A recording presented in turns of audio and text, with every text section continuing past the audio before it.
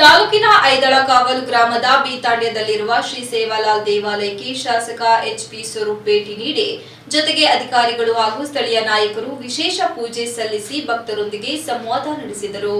ಈ ಸಂದರ್ಭದಲ್ಲಿ ಗ್ರಾಮದ ನಾಗರಿಕರು ತಮ್ಮ ಸಮಸ್ಯೆಗಳನ್ನು ಸ್ಥಳದಲ್ಲಿಯೇ ಹಂಚಿಕೊಂಡಿದ್ದು ಅವುಗಳ ಪರಿಹಾರಕ್ಕಾಗಿ ತಕ್ಷಣ ಕ್ರಮ ಕೈಗೊಳ್ಳುವುದಾಗಿ ಭರವಸೆ ನೀಡಲಾಗಿದೆ.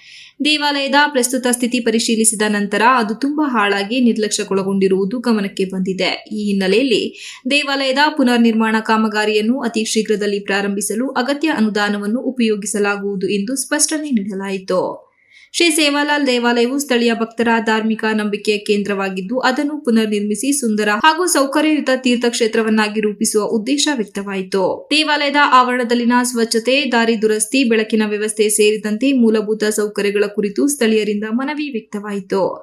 ಅಧಿಕಾರಿಗಳು ಹಾಗೂ ಸ್ಥಳೀಯ ಮುಖಂಡರು ಈ ಎಲ್ಲಾ ವಿಷಯಗಳನ್ನು ದಾಖಲಿಸಿಕೊಂಡು ಕ್ರಮ ಕೈಗೊಳ್ಳುವುದಾಗಿ ಭರವಸೆ ನೀಡಿದರು.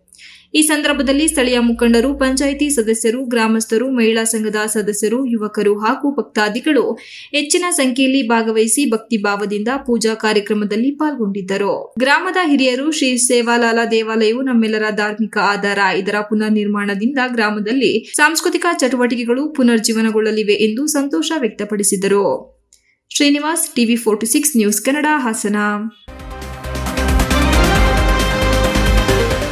You are watching TV 46 News Kannada.